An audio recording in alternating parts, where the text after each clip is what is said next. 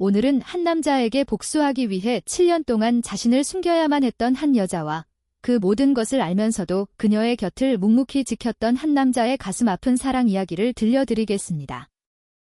제가 7년 동안 짝사랑한 남자, 임행주. 그는 여자친구를 끊임없이 바꿔댔고 심지어 그녀들이 저를 괴롭히도록 내버려두기까지 했습니다. 주변에서 여자친구를 너무 자주 바꾸면 평판이 좋지 않다고 충고할 때면 그는 제 옆에서 얌전히 고개를 숙이고 있는 저를 가리키며 웃곤 했습니다. 괜찮아. 실컷 놀다가 결국엔 얘가 받아줄 테니까. 훗날 그가 모든 여자들의 연락처를 지우고 오직 저와 결혼하고 싶다고 했을 때 저는 그저 차갑게 비웃었습니다. 임행주. 당신이 대체 나한테 뭐가 어울린다고 생각해? 임행주가 새로운 여자친구를 집으로 데려온 날 저는 주방에서 국을 끓이고 있었습니다. 새로운 여자친구는 에르메스 백을 든 채 매우 아름다운 얼굴로 저를 힐끗 쳐다보며 물었습니다. 행주 씨, 이 사람은 누구예요? 임행주는 저를 차갑게 훑어보며 무심하게 대답했습니다. 가정부. 여자친구는 더 이상 묻지 않았고 두 사람은 소파에서 서로를 희롱하며 키스를 나누기 시작했습니다. 끓는 솥에서 피어오르는 뜨거운 김 속에서 제 모습은 분명 초라하기 짝이 없었을 겁니다. 국이 다 끓고 저는 쟁반을 들고 밖으로 나갔습니다. 잣과 돼지 심장을 넣고 몇 가지 약재를 더해 푹 끓인 닭고기 보양식이었습니다. 임행주는 잦은 밤샘과 음주로 위가 상해 있었고 입맛도 까다로웠습니다. 이건 제가 오랜 연구 끝에 찾아낸 그의 건강에도 좋고 입맛에도 맞는 유일한 음식이었습니다. 여자친구가 제가 든 국그릇을 뺏으려 하자 저는 뒤로 물러서며 그릇을 꽉 붙들었습니다. 조금밖에 안 끓여서 당신이 마시면 그 사람이 마실 게 부족해요. 여자친구는 불쾌한 듯 미간을 찌푸렸습니다. 행주씨, 이 집 가정부는 일하는 법도 몰라요? 저는 가정부가 아니에요. 제가 작게 말하자 임행주는 저를 흘겨보더니 여자친구를 끌어안으며 능글맞게 웃었습니다. 자기야, 됐어. 쟤랑 뭘 따져. 그러면서 다른 손으로 국그릇을 자기 쪽으로 가져갔습니다. 그래도 세상에서 자기를 제일 사랑하는 거 알지?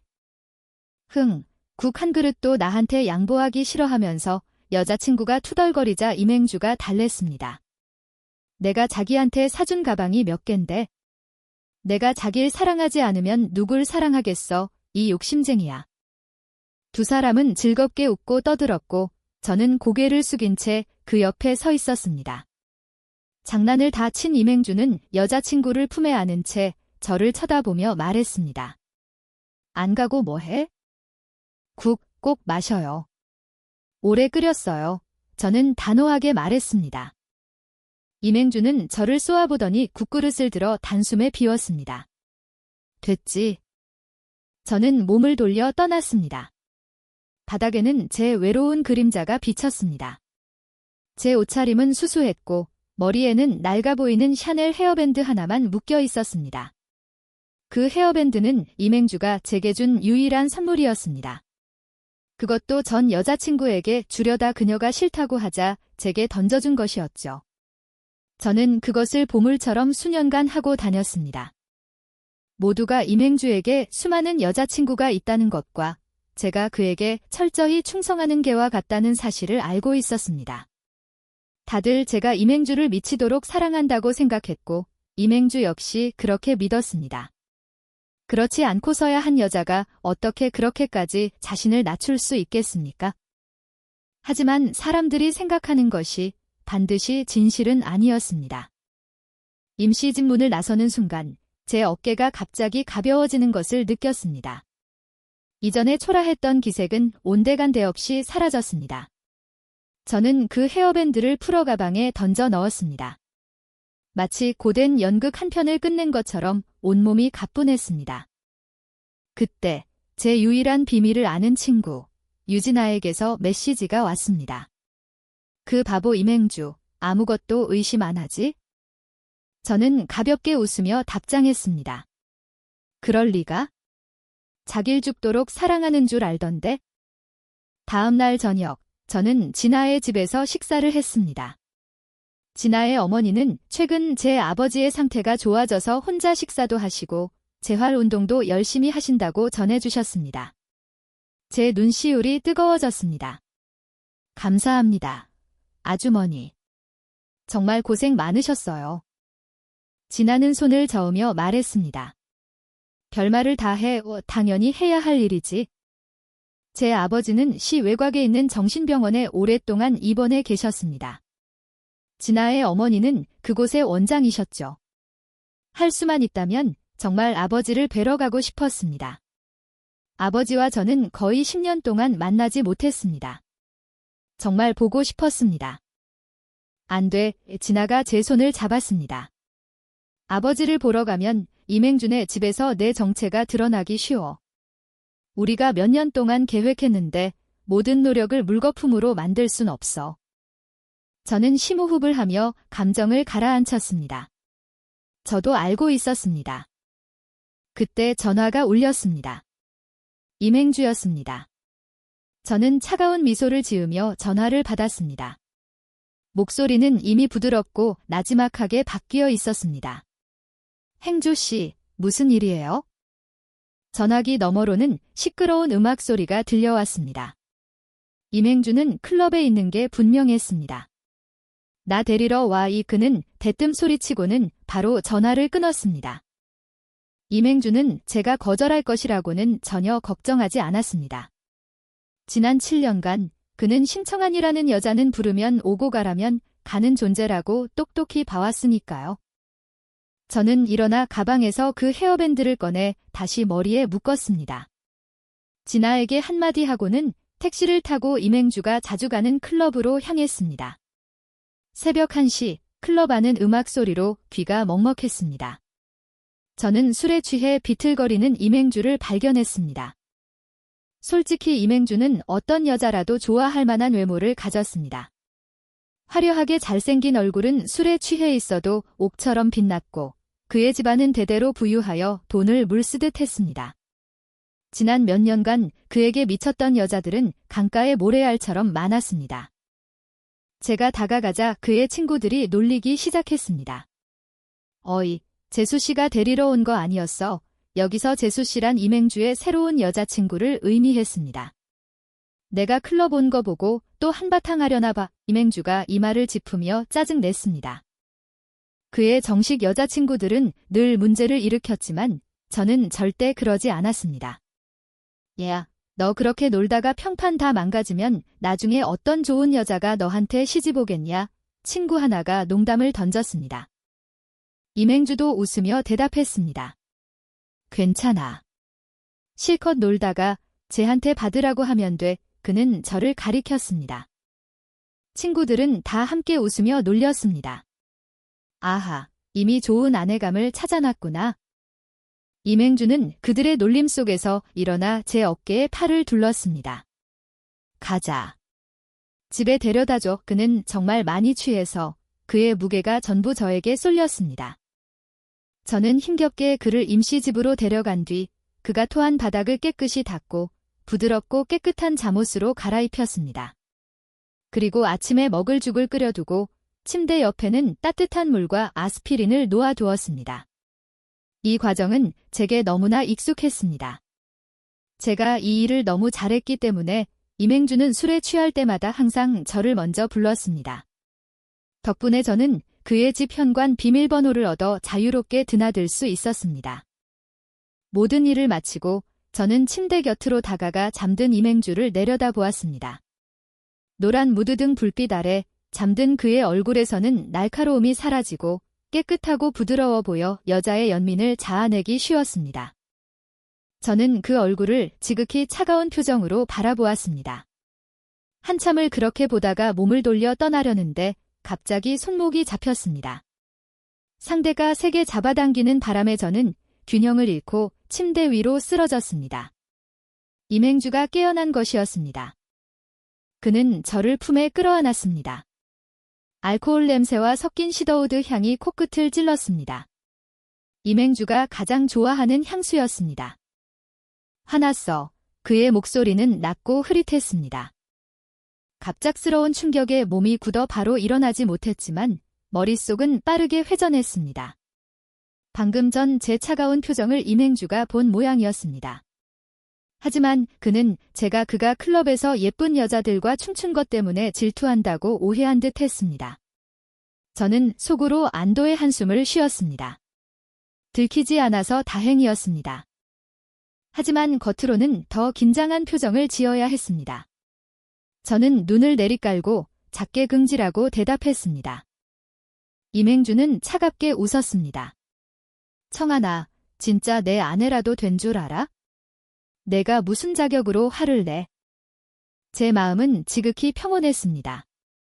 술에 취한 임행주는 늘 변덕스러웠고 저는 익숙했습니다. 하지만 겉으로는 연기를 잘해야 했습니다. 입술을 꽉 깨물자 눈물이 눈가에 고였습니다. 제 눈에 고인 눈물을 본 임행주는 순간 마음이 약해진 듯 했습니다. 그는 제 머리를 쓰다듬으며 비꼬듯 웃었습니다. 슬퍼하지 마. 내가 이렇게 계속 착하게 굴면 운 좋으면 내가 너랑 결혼해 줄 때까지 기다릴 수도 있겠지. 제 눈에는 기쁨이 가득 찼습니다. 목소리는 부드럽지만 단호하게 말했습니다. 기다릴게. 그날 밤 저는 제 자취방으로 돌아와 샤워를 하고 임행주가 만졌던 머리카락을 몇 번이고 문질렀습니다. 정말 더러웠습니다.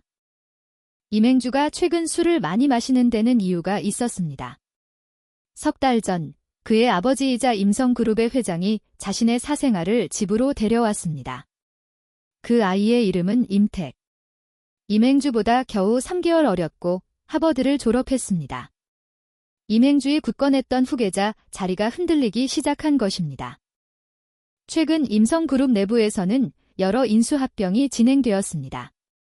자회사들은 지난 10년간의 재무 데이터를 종합하여 두 부분으로 나누어 한 부분은 임행주에게, 다른 한 부분은 임택에게 주어 재무 분석 보고서를 작성하게 했습니다. 그 배후의 의도는 명백했습니다. 누가 더 잘하느냐에 따라 이 비즈니스 제국의 황태자가 결정될 것이었습니다. 진아가 이 정보를 자세히 조사해 주었기에 임행주가 저를 그의 사무실로 불렀을 때도 저는 그리 놀라지 않았습니다. 사무실에 들어서자 임행주는 컴퓨터 앞에 앉아 있었습니다. 그의 잘생긴 얼굴은 피로로 창백했습니다. 그는 머리카락을 쥐어뜯으며 짜증을 냈습니다. 예전에 재무 분석 과제, 내가 도와줬던 거 기억하지? 그는 다른 사람들을 모두 내보내고 제게 속삭였습니다. 그때 지식들, 아직 기억나? 저는 미소를 지었습니다. 기억나. 돈 많고 시간 많은 부잣집 도련님은 절대 과제를 직접 하지 않았습니다. 그를 돕는 사람들은 분명 그를 위해 무엇이든 할 준비가 된 순정파들이었죠. 고등학교 때부터 대학교 때까지 임행주의 과제는 모두 제가 대신 해주었습니다. 그러니 이런 순간에 그가 저를 떠올리는 것은 당연했습니다. 그렇게 제 신분은 표면적으로 임행주의 비서가 되어 임성그룹 빌딩을 자유롭게 드나들 수 있게 되었습니다. 임성그룹 자회사들의 재무 데이터 절반도 제 손에 들어왔습니다. 임행주는 항상 저를 사무실에 남겨두고 보고서를 작성하게 했고 자신은 몰래 새로운 여자친구와 데이트하러 갔습니다. 저는 당연히 아무 불평도 하지 않았습니다. 한 번은 제가 혼자 야근을 하다가 간식을 가지러 탕비실에 가려던 참이었습니다. 청소 직원은 이미 퇴근했고 바닥에는 누가 버렸는지 모를 과자 봉지가 있었습니다. 저는 무심코 그것을 밟았다가 미끄러져 넘어질 뻔했습니다. 그때 등 뒤에서 한 쌍의 손이 저를 받쳐주었습니다. 돌아보니 한 남자의 웃는 듯 많은 듯한 눈과 마주쳤습니다. 고급스러운 검은색 정장을 어깨에 걸치고 흰 셔츠에 단추를 풀어 아름다운 쇄골을 드러낸 아주 젊은 남자였습니다. 저는 그가 누구인지 바로 알아차렸습니다. 임택. 임행주의 이복 동생이었습니다. 이복 형제라서 그런지 임택과 임행주는 3할 정도 닮아 있었습니다. 다만 임행주의 정석적인 잘생김과는 달리 임택의 잘생김에는 어딘가 말로 표현할 수 없는 사악한 기운이 섞여 있었습니다. 그가 안경을 벗으며 부드러운 목소리로 말했습니다. 심 비서님. 저를 아세요? 저는 조금 놀랐습니다. 당연하죠. 임택이 웃었습니다. 형님 사람인데 제가 어떻게 모르겠어요. 그의 미소는 독이 든 달콤한 과일 같아서 사람을 이유 없이 위험하게 느끼게 했습니다. 2층에는 이제 우리 둘만 남은 것 같네요. 야근하느라. 아래층에 새로 생긴 비스트로가 괜찮다던데 제가 심 비서님께 한 잔 대접할 영광을 누려도 될까요? 감정적으로는 사실 임택을 멀리하고 싶었습니다.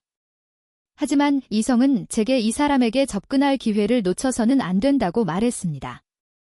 이유는 간단했습니다. 제가 수집해야 할 증거의 절반이 그의 손에 있었기 때문입니다. 좋아요. 저는 제 자신이 기쁘게 응답하는 소리를 들었습니다. 하지만 저와 임택이 아래층으로 내려갔을 때 난처한 장면이 벌어졌습니다. 임행주와 그의 새로운 여자친구 박서현이 마주오고 있었습니다. 두 사람은 다정하게 손을 잡고 있었지만 임행주가 저와 임택이 나란히 서 있는 것을 보자마자 얼굴이 싸늘하게 굳었습니다. 너희들 언제부터 그런 관계였어? 임행주의 격한 반응과 달리 임택의 태도는 흠잡을 데 없이 신사적이었습니다. 그렇게 말씀하시는 건 여성분께 실례인 것 같군요. 임택이 차분하게 말했습니다. 저와 심 비서님은 그저 야근하다가 야식을 먹으러 내려온 것뿐입니다. 내 앞에서 시치미 떼지 마. 임행주가 저를 쏘아보며 말했습니다. 심청한, 나랑 가자. 저는 그 자리에 꼼짝도 하지 않았습니다. 이것은 제가 처음으로 임행주의 말을 듣지 않은 것이었습니다. 그는 놀라움에 가득 찬 눈으로 저를 바라보았습니다. 심청한, 내가 말하고 있잖아. 귀먹었어. 그는 자기 옆에서 박서현의 얼굴이 변하고 있다는 것을 눈치채지 못했습니다. 지금 뭐 하는 거예요? 행주씨, 박서현이 입술을 삐죽 내밀었습니다. 저번에 집에 갔을 땐 이 사람, 집안 가정부라면서요. 그런데 지금은 왜 정장 차림인 거죠? 도대체 무슨 관계인데 그렇게 신경 쓰는 거예요? 그리고 우리 데이트 중 아니었어요. 왜 저 여자를 불러요? 밤바람이 불어오고 제 인내심은 서서히 바닥나고 있었습니다. 임행주와 관련된 증거는 거의 다 손에 넣었습니다. 이제 제게 필요한 것은 명백히 임택이었습니다.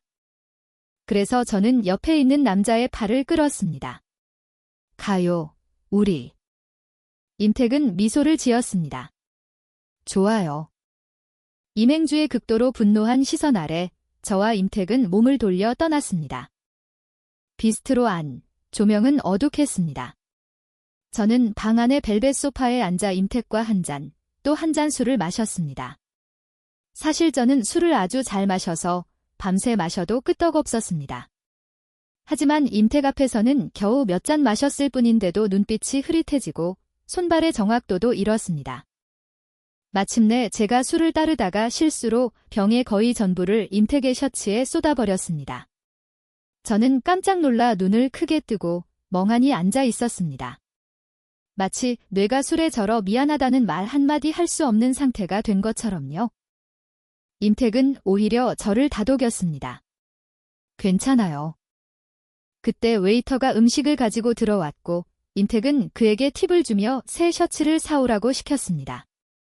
그는 직접 화장실로 가서 몸을 닦으러 갔습니다. 방 안에는 저 혼자 남았습니다. 저는 문이 잘 닫혔는지 확인하고 방 안에 카메라가 없는 것을 확인한 후 즉시 벌떡 일어났습니다.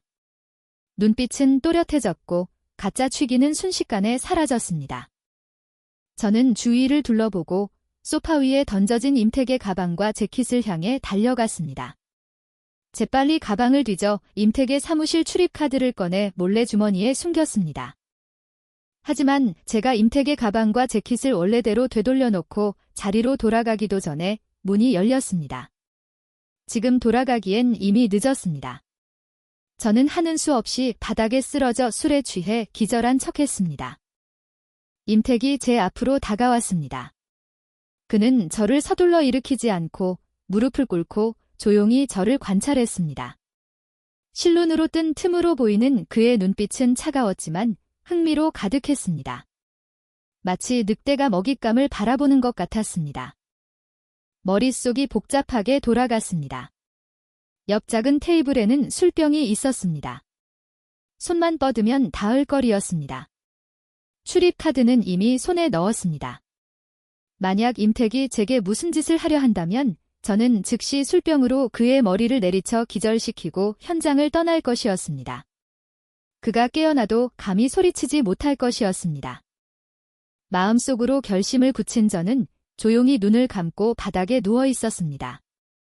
어둠 속에서 임택의 손이 제게 뻗어오는 것이 느껴졌습니다. 그때 갑자기 문에서 쾅 하는 소리가 났습니다. 마치 누군가 밖에서 문을 걷어차는 것 같았습니다. 여자의 비명소리와 웨이터의 제지하는 소리와 함께 저는 분명한 목소리를 들었습니다. 그 더러운 손 치워. 임행주였습니다. 임행주는 저를 차에 태워 집으로 향했습니다. 박서현은 그 때문에 크게 화를 냈습니다. 저는 뒷좌석에 누워 잠든 척하며 앞에서 그들이 싸우는 소리를 들었습니다. 저 여자 도대체 누구예요? 임행주는 침묵했습니다. 박서현이 계속해서 물었습니다. 오늘 제대로 설명 안 하면 우리 헤어져요. 말해요. 저 여자 누구냐고요? 가족이야. 박서현은 차갑게 웃었습니다. 대개집에 식구가 몇 명인데 제가 모를 줄 알아요? 저 여자가 뭔데 가족이라는 거예요? 이전의 여자친구들과 달리 박서현도 꽤 괜찮은 집안 출신이라 공주 같은 성격이 있었습니다. 임행주, 잘 들어요. 오늘 저 여자가 있으면 전 없어요. 제가 있으면 저 여자는 없는 거고요. 끼익, 날카로운 브레이크 소리와 함께 차가 길가에 급정거했습니다. 임행주의 인내심이 바닥난 듯 했습니다. 그의 목소리는 차갑고 참을성 없게 변했습니다. 내려. 박서현은 얼어붙었습니다. 그녀는 잠시 상황을 받아들이지 못했습니다. 지금 나보고 내리라고 했어요? 응. 나랑 헤어지자는 거예요. 응. 당신, 박서현은 뒷좌석에 저를 가리키며 믿을 수 없다는 듯 말했습니다. 저 여자 때문에. 나랑 헤어지겠다고요? 다 물어봤어. 임행주가 짜증스럽게 핸들을 내리쳤습니다. 스스로 내려. 내가 쫓아내게 하지 말고. 박서현의 흐느끼는 소리가 앞에서 들려왔습니다. 그녀는 어릴 때부터 귀하게 자랐고 임행주는 그 어떤 남자보다 그녀에게 잘해주었기에 이런 대접을 받게 될 줄은 꿈에도 몰랐을 겁니다. 평소 같았으면 그녀가 몇 번 울기만 해도 모든 남자가 안쓰러워하며 져주었겠지만 이번에 임행주는 전혀 동요하지 않았습니다. 한참 후 희망이 없다는 것을 깨달았는지 박서현은 차 문을 밀고 내렸습니다. 그녀가 내리자마자 임행주는 엑셀을 밟았고 차는 다시 어둠 속으로 질주했습니다. 얼마 지나지 않아 차는 임행주의 집에 도착했습니다. 그는 저를 안아 들고 2층으로 올라가 그의 침대에 눕혔습니다. 그리고 창가에 기대어 저를 내려다보았습니다. 어둠 속에서 그의 숨결이 아주 가까이 느껴졌습니다. 그의 숨결은 점점 가빠지는 것 같았고 채우는 셔츠를 뚫고 저를 감싸려는 듯 했습니다. 결국 그는 아무것도 하지 않고 제게 이불을 덮어주고 떠났습니다. 그가 떠난 후 저는 어둠 속에서 눈을 떴습니다. 사람은 보통 그런 법입니다. 제가 임행주를 따라다닐 때는 그가 눈길조차 주지 않았지만 임택이 제게 접근하자 임행주의 모든 승부욕과 소유욕이 불타올랐습니다. 그는 저를 무시할 수는 있어도 다른 사람에게 빼앗기는 것은 절대 용납하지 못했습니다. 저는 눈을 감고 꿈을 꾸었습니다. 꿈속에서 한 남자아이와 여자아이가 긴 골목길을 함께 지나가며 붉은 벽돌로 지어진 작은 공터에서 구슬치기를 하고 있었습니다. 그 남자아이는 아름다운 검은 눈동자를 가지고 있었습니다. 꿈이 사라지고 제 눈앞에는 다시 그 아름다운 검은 눈동자가 있었습니다. 깼어, 임행주가 말했습니다. 그는 잠옷차림의 나른한 표정이었습니다. 오늘 운전할 생각 없는데 같이 밥 먹으러 갈까? 뭐 먹고 싶어? 이전에는 그가 오라면 오고 가라면 가야 했고, 저는 그에게 머물러 달라고 요구할 권리가 없었습니다. 저는 아무것도 아니었으니까요. 하지만 이제 그는 먼저 저와 함께 밥을 먹자고 제안했습니다. 나 계획 있어. 저는 일어나 옷을 정리했습니다. 돌봐줘서 고마워. 먼저 갈게. 임행주의 얼굴이 갑자기 굳어졌습니다. 무슨 계획? 그는 이를 갈았습니다. 설마 그 임택놈 만나러 가려는 건 아니지? 너희 정말 무슨 관계야? 저는 그의 얼굴을 보며 갑자기 조금 흥미를 느꼈습니다. 그러면 어쩔 건데? 제가 웃으며 말했습니다. 당신만 핸드폰에 여자들 잔뜩 저장해 놔도 되는 거야? 제가 나가려 하자 임행주가 저를 막아섰습니다.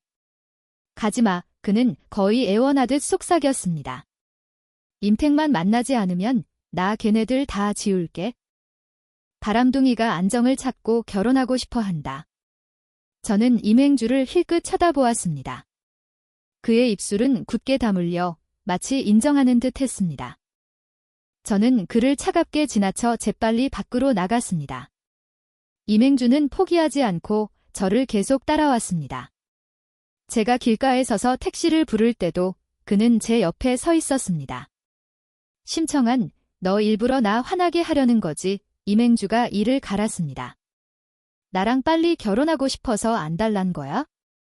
정말 더 이상 참을 수 없었습니다. 하지만 그와 결혼하기를 기다리는 것이 아니라 다른 일이었습니다. 제가 오랫동안 몰래 계획해온 어떤 일들이 곧 현실이 될 것 같았습니다. 그래서 이제 더 이상 그에게 맞춰줄 필요도 없었습니다. 심청한, 나랑 결혼해줘. 저는 그의 말을 부드럽게 끊었습니다. 임행주, 당신 자신을 좀 봐. 임성그룹 후계자라는 타이틀 빼면 당신한테 나한테 어울릴 만한 구석이 있기나 해? 임행주는 침묵했습니다. 그는 말없이 불에 달궈진 듯한 검은 눈으로 저를 바라보았습니다. 그가 다음 말을 생각하기도 전에 갑자기 차 한 대가 제 앞에 멈춰 섰습니다. 차창이 내려가고 임택의 잘생기면서도 어딘가 사악한 기운이 풍기는 얼굴이 드러났습니다. 청한식 임택이 정중하게 인사했습니다. 출퇴근 시간이라 택시 잡기 힘들 텐데 제가 한 구간 태워드려도 될까요? 저는 잠시 생각하다가 고개를 끄덕였습니다. 임택은 미소를 지으며 차에서 내려 정중하게 차 문을 열어주었습니다. 저는 조수석에 앉아 안전벨트를 맸습니다. 임택의 차는 차들 속으로 섞여 들어갔습니다. 그동안 저는 임행주의 얼굴을 한 번도 쳐다보지 않았습니다. 보지 않아도 분명 몹시 굳어 있을 것이었습니다. 저와 임택은 어제 갔던 비스트로로 갔습니다. 웨이터가 각종 와인을 가져다주고 물러갔습니다. 전술을 잘 못 마시는데? 오늘은 커피 마실까요?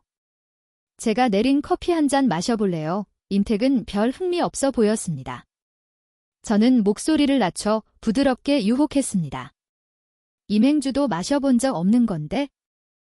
임택의 눈이 빛났습니다. 항상 완벽한 미소라는 가면을 쓴 그의 얼굴에서 저는 처음으로 흥분이라고 묘사할 수 있는 표정을 보았습니다. 제가 맞게 추측했다는 것을 알았습니다. 어릴 때부터 곱게 자라 도련님 성격을 가진 임행주와 달리 사생아인 임택은 적지 않은 고통을 겪었습니다. 그 고통이 그의 인내심과 깊은 수완을 길러주었고 그의 모든 행동은 흠잡을 데 없어 보였습니다. 하지만 사람에게는 누구나 약점이 있습니다. 임택의 약점은 바로 임행주에 대한 깊은 질투심이었습니다. 저는 바로 가서 잠시 후 돌아와 뜨거운 핸드드립 커피 한 잔을 임택의 손바닥에 올려놓았습니다. 그는 거의 기다릴 수 없다는 듯 한 모금 마셨습니다. 조심해요. 뜨거워요. 저는 그의 맞은편에 앉았습니다. 천천히 마셔요. 청한 씨는 형님보다 저한테 더 잘해주시네요. 임택이 다 마신 커피잔을 내려놓으며 눈을 휘었습니다.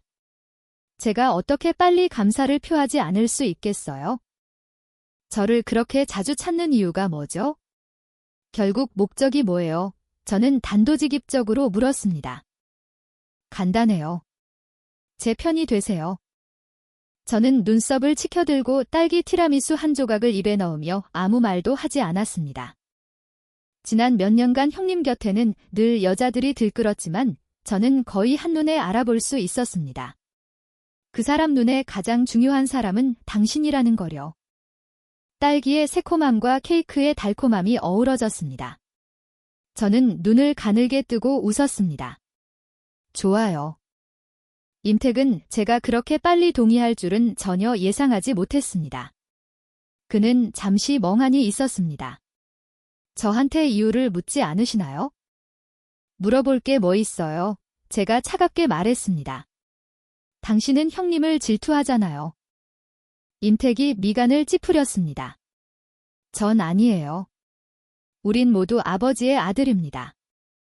네, 정확히 그렇죠. 제가 그의 말을 끊었습니다. 당신들은 이복 형제예요. 그래서 당신이 그를 그렇게 질투하는 거죠. 똑같은 형제인데 그는 어릴 때부터 모든 것을 누렸어요. 하인, 운전기사, 최고의 교육자원. 반면에 당신은 어머니와 함께 낡은 임대주택에서 살며 가족에게 인정받지 못했죠. 당신은 열심히 공부해서 반에서 1등을 해야만 아버지가 당신을 한번 쳐다보게 할 수 있었고, 하버드를 성공적으로 졸업해야만 아버지가 당신을 인정하고 회사 후계자 경쟁에 참여하게 허락해줬어요. 다시 말해, 당신은 20년 넘게 노력해서 결국 임행주와 겨룰 수 있는 경기장 입장권 하나를 얻은 셈인데 어떻게 만족할 수 있겠어요? 항상 완벽한 가면을 쓰고 있던 임택의 얼굴이 산산조각 나는 듯 했습니다. 그는 저를 바라보았습니다. 그의 눈빛은 차가웠습니다. 날 조사했군. 당연하죠. 임시가족 구성원에 대한 모든 정보는 마치 제 귀한 자산처럼 아주 자세히 연구했으니까요. 제가 웃으며 말했습니다. 어쨌든 당신도 행주 씨 동생이잖아요. 당신, 그를 그 정도로 사랑하는군. 임택이 낮은 목소리로 말했습니다. 그를 사랑해서요. 제가 그를 사랑해서 주변 사람들 정보를 조사했다고 생각하세요? 제가 미소를 지었습니다. 틀렸어요. 전 한 번도 그를 사랑한 적 없어요. 임택은 미간을 찌푸렸습니다. 그는 무언가 물어보려 했지만 그의 눈빛은 혼란으로 가득 찼습니다. 그 혼란은 금세 공허함으로 변했습니다. 그는 힘겹게 눈을 뜨고 있으려 애썼습니다. 저는 일어나 그를 차갑게 내려다보았습니다. 커피잔에 무언가를 탔습니다. 방금 전의 말들은 단지 그의 감정을 자극하여 약효가 빨리 퍼지게 하기 위함이었습니다. 임택은 더 발버둥 치려 했지만 결국 의식을 잃고 소파에 쓰러졌습니다. 저는 침착하게 웃으며 방 안의 술병을 하나씩 열어 조금씩 따라 그가 꽤 많이 마신 것처럼 꾸몄습니다. 그리고 웨이터를 불러 담요를 가져와 임택의 몸에 덮어주라고 했습니다. 임 선생님이 취하셔서 여기서 잠시 주무시게 해주세요. 모든 것을 완벽하게 처리하고 저는 재빨리 위층으로 올라갔습니다. 위층은 임성그룹의 사무실이었습니다. 오늘은 근무일이 아니라 야근하는 직원도 많지 않았습니다. 저는 곧장 임택의 사무실로 향했습니다. 들어가기 전에 경비원에게 제지당했습니다. 그들은 모두 제가 임행주의 비서라는 것을 알고 있었고 임택의 사무실은 철저히 사적인 공간이라 그의 허락 없이는 아무도 들어갈 수 없었습니다. 저는 임택의 출입카드를 꺼냈습니다. 그분이 저한테 서류 좀 가져오라고 시켰어요. 중요한 일이 늦어지면 당신들이 책임질 수 있겠어요. 경비원들은 서로를 쳐다보며 조금 망설였습니다. 그들도 임택이 믿지 않는 사람에게 쉽게 카드를 주지 않을 것이라는 점을 잘 알고 있었습니다. 제가 임행주의 사람이긴 했지만 임원들 사이의 복잡한 관계는 그들이 알 수 없는 것이었습니다. 그들이 망설이는 바로 그 순간 옆 사무실 구역에서 갑자기 큰 소리가 났습니다. 장식용으로 놓여있던 도자기 조각상이 땅에 떨어져 산산조각 나는 소리가 층 전체에 울려 퍼졌습니다. 그리고 욕설 소리도 들리는 듯 했습니다. 임택. 비겁하게 굴지 마.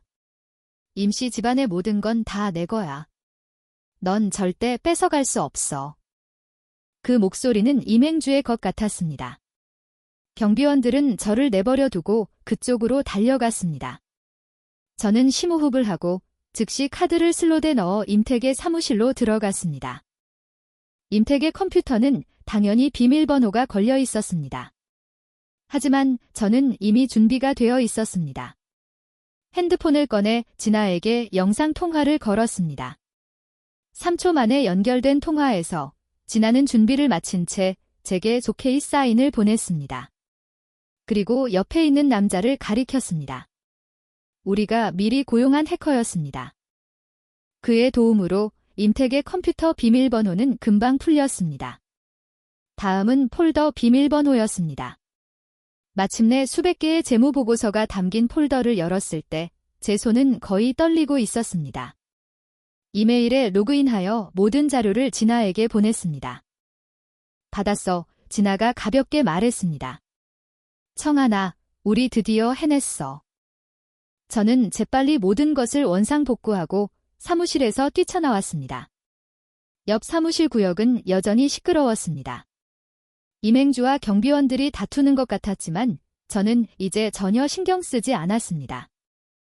눈가에서 눈물이 흘러내렸습니다. 저는 앞을 향해 달렸습니다. 수년간 쌓아온 고통과 한이 마침내 터져나와 본물처럼 쏟아졌습니다. 오랜 세월 끝에 마침내 우리는 성공했습니다. 저는 차를 몰아 요양원으로 가서 아버지를 모셨습니다. 몇 년 만에 뵙는 아버지는 간호사 말로는 평소 성격이 좋지 않으셨다는데 저를 보자 아주 온순해지셨습니다. 제가 차에 태우고 담요를 덮어드리는 것을 얌전히 받아들이셨습니다. 머리가 하얗게 센 아버지는 뒷좌석에 앉아 계셨습니다. 옆에는 제가 사온 달콤한 우유 한 줄이 있었습니다. 아버지가 이 우유를 좋아하신다는 말을 듣고 많이 사왔습니다. 하지만 아버지는 한 병만 드시고 남은 병들을 아쉬운 눈으로 쳐다보시더니 결국 비닐봉지에 싸서 품에 꼭 껴안으셨습니다. 드세요. 제가 달랬습니다. 많이 사왔어요. 다 아빠 드시라고요? 아버지는 고개를 저으셨습니다. 우리 청아니가 이거 제일 좋아하잖아. 우리 딸 주려고 남겨둬야지. 차창 틈으로 불어오는 바람이 제 얼굴의 눈물을 말리지 못했습니다. 어릴 때 저는 이 달콤한 우유를 가장 좋아했습니다. 저는 잊고 있었는데 아버지는 기억하고 계셨습니다. 저는 편부모 가정에서 자라 아버지와 함께 살았습니다. 아버지는 원래 임성그룹의 재무이사셨습니다. 물론 성은 심씨가 아니었습니다. 심청아는 제가 나중에 바꾼 이름입니다. 아버지의 조수는 바로 진아의 아버지셨습니다. 제가 초등학생일 때 그들은 재무장부 조작이라는 경제범죄에 연루되었습니다. 저와 진아는 행복한 공주님에서 하루아침에 범죄자의 딸이 되었습니다. 진아의 아버지는 압박을 견디지 못하고 체포되기 전 임성그룹 빌딩 옥상에서 뛰어내렸습니다. 제 아버지는 원래 죄를 인정하지 않았지만 며칠 실종된 후 모든 죄를 인정하셨습니다. 그 며칠 동안 임씨 집안은 아버지에게 비인간적인 고문과 협박을 가했습니다. 그들은 아버지를 협박하며 만약 모든 죄를 뒤집어 쓰지 않으면 임씨 집안이 수만 가지 방법으로 그의 딸을 죽일 것이라고 했습니다. 저를 지키기 위해 아버지는 감옥에 가셨고 나왔을 때는 정신이 온전치 않으셨습니다. 가정의 비극으로 저와 진아는 일찍 철이 들었습니다. 고등학생 때쯤 저는 흩어져 있던 모든 정보를 수집하고 진아의 어머니에게서 여러 단서를 얻어내 마침내 사건의 전말을 짜 맞출 수 있었습니다. 저는 복수를 원했고 진아는 저를 지지했습니다.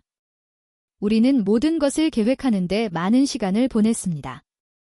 모든 것의 배후에는 임성그룹의 회장이 있었지만 그는 매우 교활했습니다. 이제 막 10대가 된 두 소녀가 그에게 접근할 방법은 전혀 없었습니다. 하지만 조사에 따르면 임씨 집안의 큰아들 임행주는 거만하고 방탕한 도련님이었습니다. 그래서 저는 심청안으로 이름을 바꾸고 임행주의 반으로 전학 갔습니다. 그리고 10수년 동안 그의 곁에서 인내하며 점차 그의 삶에서 없어서는 안 될 사람이 되었습니다. 우리는 이 날을 기다렸습니다. 임성그룹의 10수년치 재무 데이터를 손에 넣어 경찰에 넘길 그날을. 오늘 그날이 마침내 왔습니다.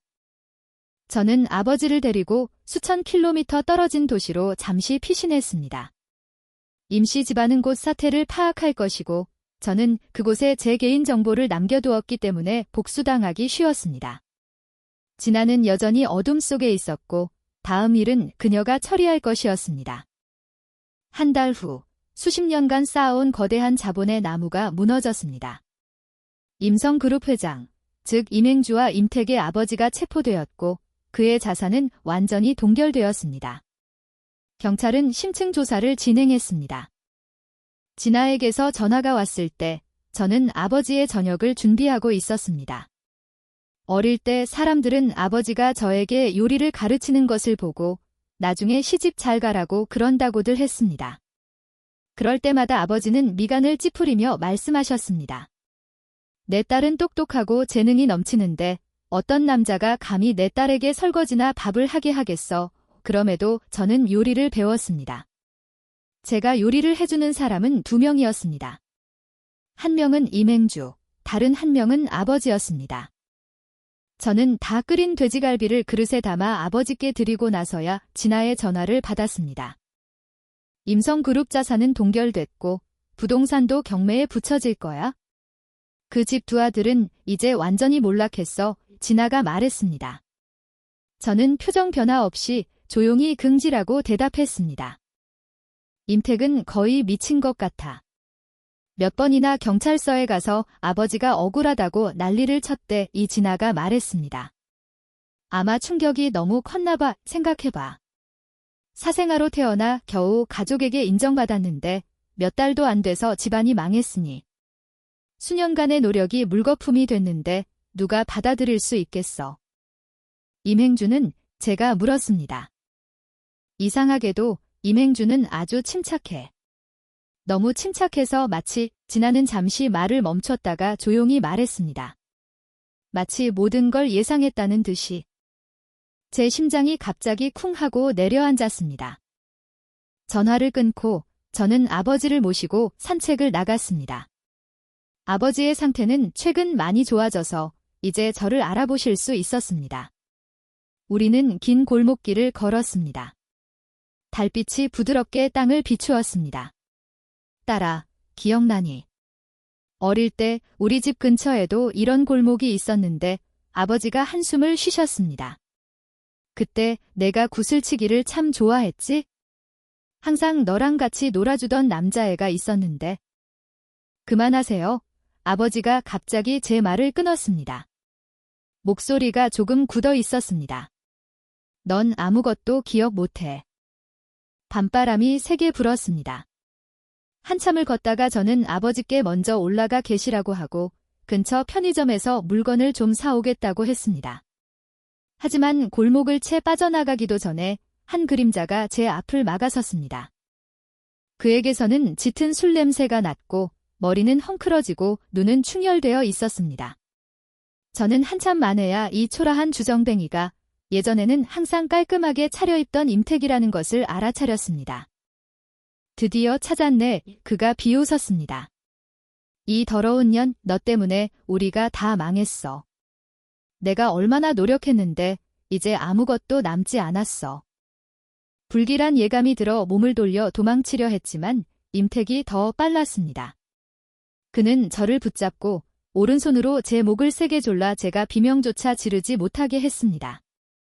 우릴 이렇게 만들어 놓고 도망가려고 임택이 차갑게 웃었습니다.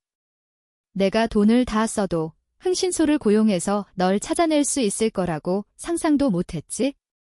너도 살아남을 생각 마. 그는 제 목을 조르면서 접이식 칼을 높이 쳐들었습니다. 달빛 아래 칼날이 차가운 빛을 번뜩였습니다. 임택은 그 칼로 저를 찌르려 했습니다. 바로 그 순간 누군가 임택을 밀쳐냈고 저는 익숙한 품에 안겼습니다. 더 이상 시더우드 향은 나지 않았지만 그의 숨결은 여전히 제가 익숙한 숨결이었습니다. 임행주가 저를 품에 안았습니다. 그 사이 임택의 접이식 칼은 이미 내려와 칼날이 임행주의 몸에 박혔습니다. 임행주는 쓰러지면서도 자신의 몸으로 임택을 덮치고 온 힘을 다해 그를 끌어안으며 제게 소리쳤습니다. 뛰어. 근처에서 조깅하던 몇몇 사람들이 달려왔습니다. 저는 경찰에 신고 전화를 했습니다. 그 짧은 순간에 무슨 일이 일어났는지 잘 기억나지 않습니다. 모든 사람과 사건이 혼란스럽게 제 눈앞을 스쳐 지나갔습니다. 정신을 차렸을 때 임택은 행인들에게 제압당해 있었고 임행주는 제 품에 안겨 있었습니다. 저는 그의 상처를 힘껏 누르며 피가 흐르는 속도를 늦추려 애썼습니다. 달빛이 그의 얼굴을 비추었고 피를 흘리는 임행주의 얼굴은 오히려 평온해 보였습니다.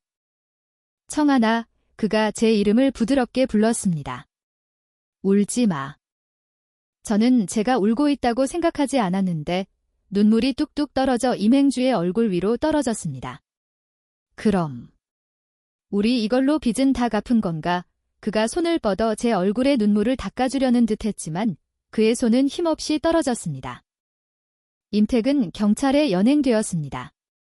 저는 응급실 문 앞에서 며칠 밤낮으로 붉은 등이 켜지는 것을 지켜보았습니다.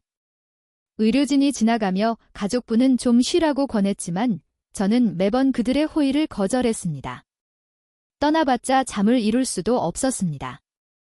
의자에 너무 오래 앉아 있다 보니 결국 버티지 못하고 눈을 감았습니다. 정신은 아주 깊은 곳으로 떨어지는 듯 했습니다. 그곳은 긴 골목길이었고 저는 아직 양갈래로 머리를 묶은 어린 소녀였습니다. 얼굴에 상처가 난 더러운 남자아이가 제 앞에 서서 제 손에 유리굿을 한 움큼을 쥐어주고는 머리를 쓰다듬으며 말했습니다. 울지 마. 네, 저는 그 남자아이가 임행주라는 것을 오래전부터 알고 있었습니다. 그때 그는 아주 장난꾸러기여서 자주 자기 집 담을 넘어 우리 동네로 놀러 오곤 했습니다. 나중에 아버지에게 일이 생기고 저는 그 동네를 떠나 다시는 돌아가지 않았습니다. 그리고 이름을 바꾸고 임행주의 반으로 전학 갔을 때 그는 저를 알아보지 못했습니다. 그럴 만도 했습니다. 어린 시절의 그 시간은 원래 별것 아니었으니까요. 정말 별것 아니었습니다. 하지만 별것 아닌데도 제 머릿속에서는 그 말이 계속 맴돌았습니다. 울지 마. 저는 눈을 떴습니다. 간호사가 옆에 서서 기쁜 표정으로 제 어깨를 조심스럽게 두드렸습니다. 환자분, 위험한 고비는 넘기셨어요. 저는 잠시 멍하니 있다가 황급히 병실로 달려갔습니다. 임행주는 마취제 기운에 아직 혼수 상태로 침대에 누워 있었습니다. 저는 그의 머리맡에 앉아 마치 그가 술에 취할 때마다 돌봐주었던 수많은 밤처럼 그가 깨어나기를 기다렸습니다. 아버지가 한 번 오셨습니다. 저 아이도 불쌍한 아이야. 아버지가 낮은 목소리로 말씀하셨습니다. 그때 일은 저 아이 아버지가 한 짓이지 저 아이와는 상관없어. 저는 아무 말도 하지 않았습니다. 10수년이 흘렀습니다. 우리 사이에는 상처와 증오, 사랑과 이용이 뒤섞여 더 이상 예전처럼 순수한 모습은 찾아볼 수 없었습니다. 저는 사람들에게 임행주를 사랑한 적이 없다고 말했습니다. 사랑할 수 없었기 때문입니다. 만약 사랑했다면 그 앞은 그저 깊은 나락이었을 테니까요. 제가 병상 앞에서 잠이 들었다가 깨어났을 때 임행주도 깨어 있었습니다. 그는 깊고 검은 눈으로 저를 바라보았습니다. 긴 속눈썹 아래 눈동자는 촉촉했습니다. 다친 데는 없어 그가 낮은 목소리로 물었습니다. 저는 잠시 멍하니 있었습니다. 그는 위독한 상태에서 깨어나자마자 제가 다쳤는지를 물었습니다. 저는 고개를 저었습니다. 임행주는 안도의 한숨을 내쉬었습니다. 난 괜찮아. 그냥 내가 보고 싶어서 와본 거야. 그는 고개를 돌렸습니다. 목소리가 조금 굳어 있었습니다. 임택이랑 흥신소가 만나는 걸 봤어. 그가 나쁜 짓을 할까 봐 걱정돼서 비행기 표를 사서 따라온 거야? 심청한, 우리 이제 깨끗해졌네. 앞으로 다시는 보지 말자. 응이 저는 일어나 등을 돌렸습니다. 한 걸음 한 걸음 병실을 떠났습니다. 인생에는 여러 인연이 있고 저와 임행주는 운명적으로 악연으로 묶여 있었습니다. 천천히 계단을 내려가 저는 병원 정문을 향해 걸었습니다. 이 문을 나서면 앞으로의 인생에는 더 이상 이 사람이 없을 것입니다. 안녕, 임행주. 임행주의 이야기. 임행주가 심청한을 다시 만난 것은 17살 때였습니다. 다시 만났다고 하는 이유는 그가 이 어린 시절 친구를 기억하고 있었고 그녀의 원래 이름도 기억하고 있었기 때문입니다. 몇 년 전 그녀의 아버지에게 일어난 일도 포함해서요. 어느 날 밤, 임행주는 잠에서 깨어 아버지가 몇몇 어른들과 거실에서 속삭이는 것을 들었습니다. 책임은 전부 곽 씨랑 엽 씨한테 떠넘기면 돼. 아이 목숨을 담보로 잡으면 감히 거절 못할 거야. 아버지의 목소리였습니다. 곽 씨가 바로 청한의 아버지였습니다. 임행주는 처음부터 청한의 아버지가 자기 아버지 때문에 감옥에 갔다는 것을 알았고 그 후 청한은 그의 인생에서 사라졌습니다. 그래서 17살에 청한을 다시 만났을 때 임행주는 거의 즉시 이 소녀가 복수하러 왔다는 것을 알아차렸습니다. 그는 그녀를 쫓아내고 싶었지만 아무리 심하게 대해도 그녀는 항상 묵묵히 그의 곁에 머물렀습니다. 점차 임행주는 생각을 정리했습니다. 만약 청한이 반드시 복수할 것이라면 차라리 자기 곁에 두는 것이 낫다고. 만약 그녀가 이 길을 포기하고 아버지나 다른 가족에게 접근하려 한다면 그것이야말로 정말 위험한 일이었기 때문입니다. 그래서 그는 청한이 자신의 삶에 들어오는 것을 묵인하기 시작했습니다. 눈 깜짝할 사이에 몇 년이 흘렀습니다. 그는 그녀에게 상처를 주고 가장 심한 말로 그녀를 상처 입혔습니다. 그녀를 불렀다가 다시 쫓아내고 그녀 앞에서 다른 여자들과 키스하고 희롱했습니다. 청한아, 넌 날 사랑할 수 없어. 나도 절대 널 사랑할 수 없어. 하지만 임행주는 끝내 그렇게 하지 못했습니다. 오랜 시간이 지난 후 임행주는 모든 것을 되돌아보며 자신의 마음을 깨달았습니다. 그는 청한이 만든 가짜 다정함 때문에 그녀를 사랑하게 된 것이 아니라 처음부터 그녀를 좋아했습니다. 자신이 좋은 사람이 아니라는 것을 알았기에 다른 많은 여자들에게 상처를 주었습니다. 한 여자를 사랑했다가 또 다른 여자를 사랑하며 다른 사람에게서 사랑을 찾았지만 결국 어떤 사랑도 성공하지 못했습니다. 임행주는 운명을 받아들였습니다. 그는 7살 때부터 청한을 사랑했습니다. 나중에 아버지가 그를 회사 프로젝트에 참여시켰을 때 그는 아버지가 얼마나 많은 피를 손에 묻혔는지 이 명성 높은 회사가 얼마나 많은 억울한 영혼 위에 세워졌는지를 알고 경악했습니다. 그는 청한을 보며 어쩌면 그녀가 하는 일이 옳은 일일지도 모른다고 생각했습니다. 그래서 그는 그녀를 도왔습니다. 그녀를 회사에 들어오게 했고 나머지 데이터의 일부는 임택에게 있었습니다. 이것은 임행주의 마음을 조금 편하게 해주었습니다. 그는 항상 정의를 선택하고 싶으면서도 대의를 위해 희생하는 것을 망설이는 모순적인 상황에 있었습니다. 중요한 증거의 일부가 임택에게 있었기 때문에 그는 자신이 가족을 파괴하는 주범이 아니라고 스스로를 위로했습니다. 다만 그는 청한이 그렇게 빨리 임택을 찾아갈 줄은 몰랐습니다. 임행주는 미쳐버렸습니다. 그것은 질투가 아니었습니다. 그는 청한이 임택을 진심으로 사랑할 수 없다는 것을 알았습니다. 그는 단지 청한이 걱정되었습니다. 임택은 그가 잘 아는 인간으로 인간의 탈을 쓴 채 온갖 수단을 사용하는 속은 광적이고 잔인한 정말 끔찍한 인간이었습니다. 그래서 그는 그들의 접촉을 필사적으로 막았지만 청한이 이렇게까지 빠르게 다가갈 줄은 몰랐습니다. 며칠 만에 그녀는 임택의 사무실 출입카드를 손에 넣었습니다. 청한이 임택의 사무실 앞에서 경비원과 실랑이를 벌일 때 임행주는 바로 옆 사무실에 있었습니다. 그는 카메라에 접근할 권한이 있었고 임택이 1층에 도착한 것을 볼 수 있었습니다. 만약 그가 올라온다면 청한에게는 더 이상 기회가 없을 것이었습니다. 그래서 그는 사람을 내려보내 임택을 붙잡아두게 하고 동시에 도자기 조각상을 살짝 밀어 소리를 내어 경비원들의 주의를 끌어 청한이 모든 일을 마칠 수 있도록 도왔습니다. 그녀가 원하는 대로 하게 해주자 임행주는 생각했습니다. 그의 인생에는 넘지 못할 사람이 많았습니다. 가족도, 아버지도, 사랑했던 여자들도. 하지만 적어도 그는 한 가지 약속은 지켰습니다.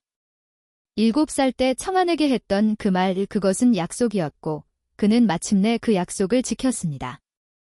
다시 현재. 이제 한 걸음만 더 내디디면 저는 이 병원을 완전히 떠날 수 있었습니다. 하지만 저는 병원 문 앞에 한참을 서 있다가 갑자기 몸을 돌려 병실로 곧장 달려갔습니다. 병실 문을 열자 임행주는 침대에 누워 피곤한 듯 눈을 감고 있었습니다. 임행주, 제가 그의 이름을 불렀습니다. 그는 눈을 뜨고 저를 바라보았습니다. 그의 눈에는 믿을 수 없다는 표정이 가득했습니다. 제가 돌아올 줄은 전혀 예상하지 못한 것이었습니다. 빚을 다 갚을 순 없지, 너무 빨리 뛰어서 숨이 찼지만 제가 뱉는 말 한마디 한마디는 무거웠습니다.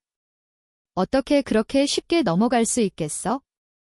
당신이 나한테 얼마나 많은 상처를 줬는데. 나를 욕하고 모욕하고 내 인격을 짓밟았잖아. 나도 항상 당신을 이용하고 속이고 복수의 도구로 삼았어. 우리 서로에게 빚이 너무 많아. 이제 와서 다 없던 일로 하자고? 말해두는데 어림도 없어. 이 인생은 길고 우리에겐 천천히 갚아나갈 시간이 있어. 임행주는 저를 오랫동안 바라보았습니다. 저는 그의 눈에 눈물이 고이는 것을 보았습니다. 잠시 후 저는 그가 작게 입을 여는 소리를 들었습니다. 그래, 그의 목소리는 조금 쉬어 있었습니다. 우리 천천히 갚아나가자. 오래전 한 소년의 약속. 아주 오래전 한 남자아이와 여자아이는 가장 친한 친구였습니다. 그때 여자아이의 집은 아직 어려웠고 아버지는 평범한 회계사에 불과했습니다. 남자아이는 자기 집에서 몰래 수입 초콜릿을 가져와 여자아이에게 주었고 용돈으로 꽃무늬 원피스와 나비 모양 머리핀을 사주었습니다. 남자아이는 용돈이 많았지만 그의 집은 행복하지 않았습니다. 아버지는 여러 여자와 바람을 피우는 것 외에도 술에 취할 때마다 그를 때렸습니다. 이유 없이 아버지에게 맞을 때마다 남자아이 곁에는 여자아이가 있었습니다. 여자아이는 남자아이에게 가장 중요한 사람이었고 그것은 여자아이에게도 마찬가지였습니다. 여자아이는 구슬치기를 아주 좋아했습니다. 남자아이는 사실 별로 좋아하지 않았지만 여자아이가 좋아했기 때문에 항상 곁에서 함께 놀아주었습니다. 한 번은 옆 동네의 큰 아이들이 여자아이의 구슬을 빼앗아 갔습니다. 남자아이는 혼자서 그 아이들을 찾아갔습니다. 돌아왔을 때 남자아이는 온몸이 상처투성이었습니다. 여자아이는 놀라서 울음을 터뜨렸습니다. 울지마. 남자아이가 여자아이의 손에 구슬을 쥐어주었습니다. 그는 가슴을 치며 말했습니다. 내가 항상 널 지켜줄게. 정말. 여자아이가 눈을 동그랗게 떴습니다. 임행주, 약속 지켜야 해. 남자아이는 여자아이의 눈을 똑바로 바라보았습니다. 맹세할게. 아무리 오랜 시간이 지나도 무슨 일이 일어나도 내가 항상 널 지켜줄게. 황혼 아래 그들은 함께 손을 잡고 뛰고 장난치며 깊은 골목 속으로 사라졌습니다. 그때 모든 것은 정말 단순했습니다. 그들은 미래가 수많은 시련으로 가득 찰 것이라는 것을, 무슨 일이 일어날지 몰랐습니다. 하지만 괜찮습니다. 무서워하지 마. 내가 항상 널 지켜줄게.